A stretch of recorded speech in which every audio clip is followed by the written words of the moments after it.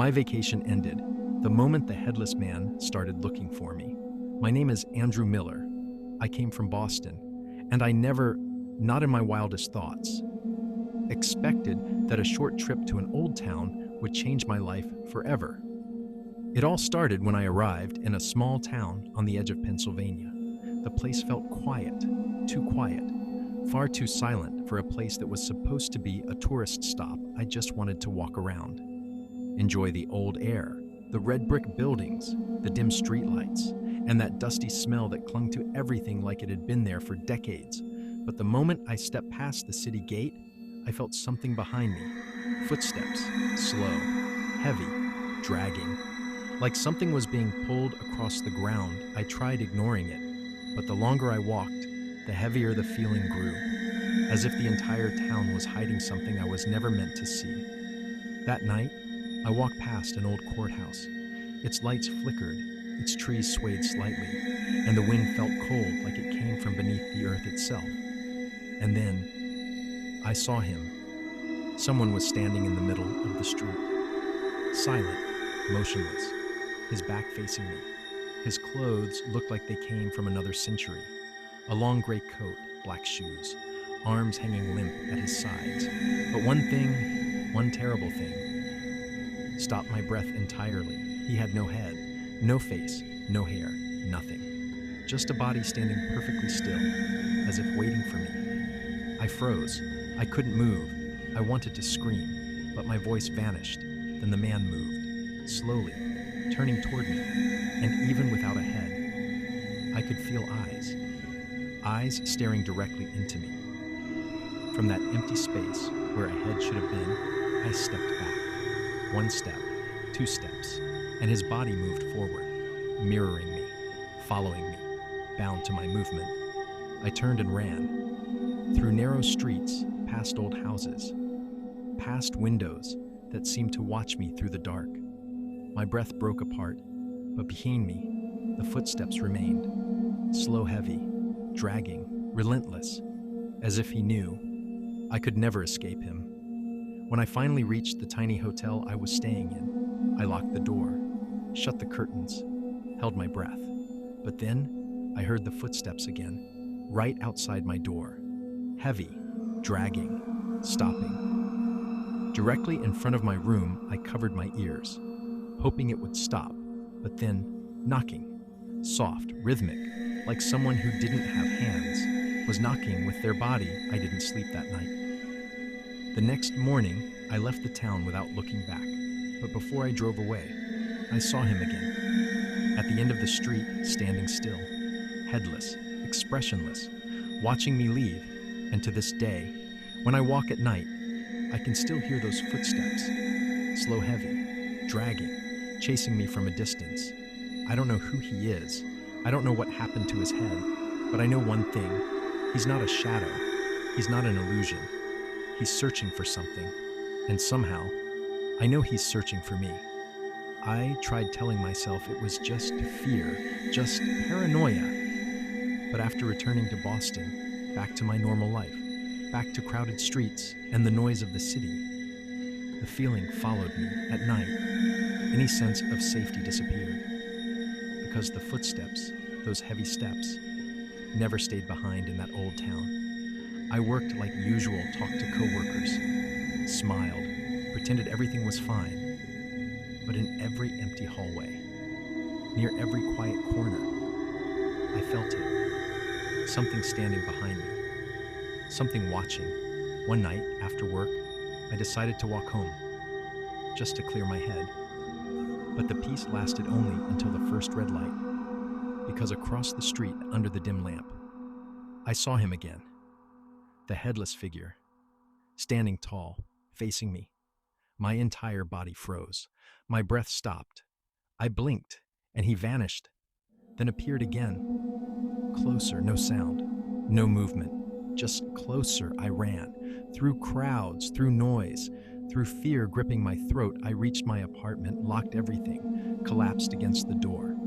And then the sound returned, not from outside, from inside the walls, knocking, soft, rhythmic, inhuman. I covered my ears, but it seeped through. Then I heard it, a whisper, deep, empty, so close it felt like breath on my neck. Andrew, my name, spoken so clearly, yet no one was in the room. I looked around, trembling, and saw it, a shadow on the floor. A body's shadow, but without a head. I bolted out of the apartment, grabbed everything I could, and ran into the night. Because whatever that thing was, it had followed me across states. I tried asking for help. Friends, a psychologist, even a priest. But no one believed me. They all said the same thing. Stress, exhaustion. But stress doesn't chase you. Stress doesn't whisper your name. Stress doesn't knock on your door at night. 3 nights later, I woke up at 3 a.m. The hotel room door was cracked open. Cold air seeped inside, and standing in the doorway was him, the headless man, still, silent, tilting his upper body slightly, as if listening to my heartbeat. And somehow, even without a head, I felt him smiling. I slammed the door, locked everything, backed away. But the door began to move, shaking, pushing open without anyone touching the handle. I froze, paralyzed, because through the small gap, I saw his coat ripped, dirty, stained with old earth. Had to escape. I grabbed my keys and ran out through the side stairwell, down the emergency exit, out into the night. But when I reached my car, all 4 tires were shredded, not cut, not slashed, torn, as if by something extremely strong. I had no choice. I ran, through empty streets, past flickering lights, past the dark corners of the city. Then I saw it, an old church, St. Willow Chapel. Lights still on, door half open. I rushed inside, locked it behind me. Inside stood an old priest, pale, tired, eyes full of things he wished he'd never seen. He looked at me without surprise. "I've been waiting for you." My blood ran cold. "Waiting? For me? Why?" He stepped closer. "You brought something from that town." "I didn't bring anything," I shouted.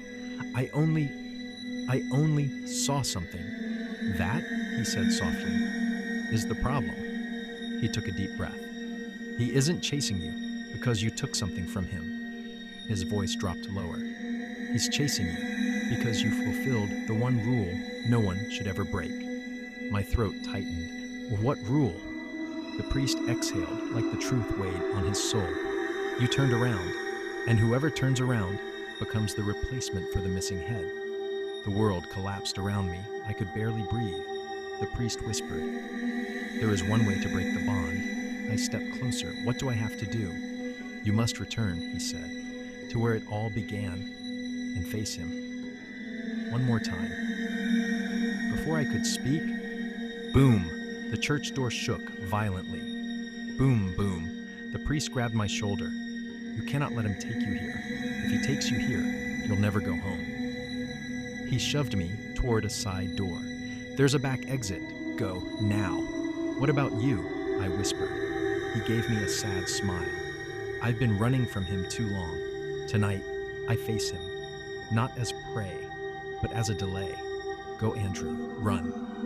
I had no choice. I fled through the back hallway, dust choking the air, my footsteps echoing behind me. Outside, the footsteps returned, slow, heavy, dragging. He was close. I sprinted toward Willow Lane, and there, he stood, in the middle of the road, tall, headless, waiting. I stopped, frozen. The world fell silent.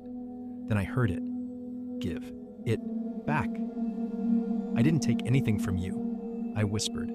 He pointed at me, slowly, deliberately. And I understood he didn't want an object. He didn't want something physical. He wanted acknowledgement, recognition, a witness. Because I turned around. I looked at him. I saw what no human should see. The only way to end it was to face him. So I walked forward, 1 step, 2 steps. The air froze. He waited, still, silent.